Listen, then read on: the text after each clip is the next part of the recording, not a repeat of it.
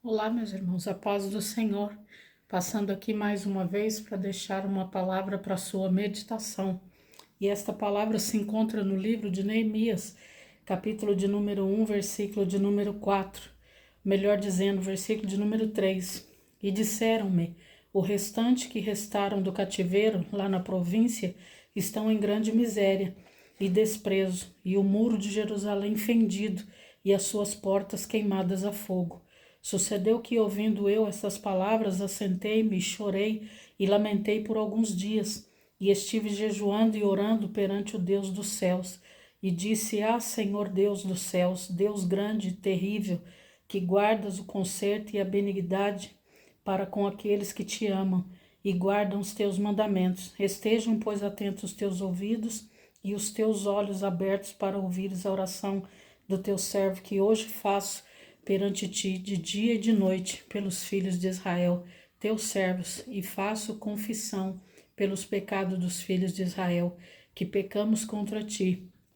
Também eu e a casa de meu pai pecamos, de todos corrompemos contra ti, e não guardamos os mandamentos, nem os estatutos, nem os juízos que ordenaste a Moisés teu servo.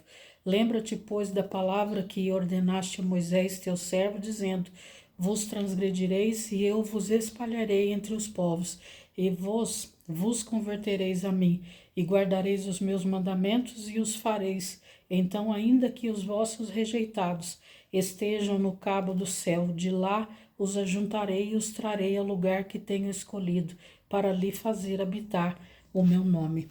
Louvado seja o nome do Senhor. É interessante esse texto porque Neemias estava no palácio.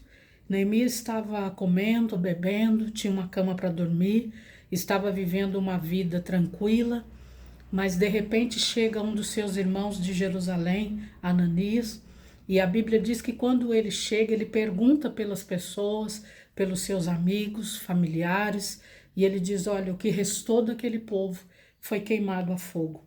Os seus portões, as suas portas, a cidade está destruída, tudo está acabado. Aquele povo está vivendo em opróbrio, uma miséria muito grande, uma situação. Ele poderia muito bem, irmãos, não ter se importado com aquela situação. Afinal de contas, ele estava vivendo no palácio, estava muito bem, obrigado. Mas naquele momento a Bíblia diz que o coração dele doeu. É tremendo quando nós temos o Espírito de Deus sobre a nossa vida.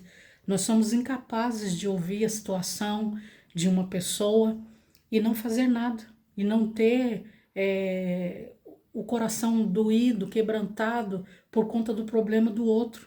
É muito fácil nós muitas vezes ouvir o que o outro está passando e não se importar. Mas Neemias, ele chorou e ele fez uma oração, e a primeira coisa que ele disse para Deus foi: Deus nos perdoa, nós pecamos contra o Senhor. Eu pequei, a casa do meu pai pecou, mas ele pede a misericórdia de Deus.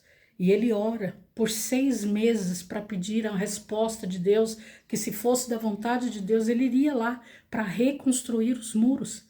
Você consegue entender para o que foi que Deus te chamou? Deus te chamou para reconstruir muros, muros que estão derrubados, muros que foram fendidos, muros que estão caídos. Isso representa a vida de muitas pessoas.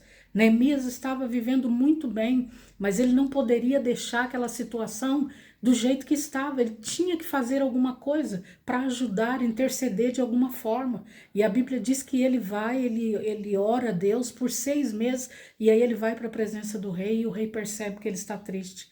E aí ele diz: você não está doente, Neemias. Essa tristeza não é nada a não ser a angústia da alma. E ali ele pede, né? O rei pergunta por que ele está daquele jeito. Ele conta a situação para o rei. E o rei então pergunta o que ele precisa, prepara tudo para a sua viagem. E a Bíblia diz que ele vai para poder reconstruir os muros. Ele foi, levantou o ânimo daquelas pessoas, levantou, reconstruiu os muros de Jerusalém, e o nome do Senhor foi glorificado. Você foi chamado para reconstruir, você não foi chamado para derribar, você foi chamado para levantar aquilo que está caído. Que você possa, nesse dia de hoje, compreender que você é um Neemias de Deus, que o Senhor chamou para ouvir os problemas das pessoas, mas para se levantar, para se posicionar e ajudá-las a se levantarem também. Neemias venceu e foi mais do que vitorioso. E você também é, em nome de Jesus.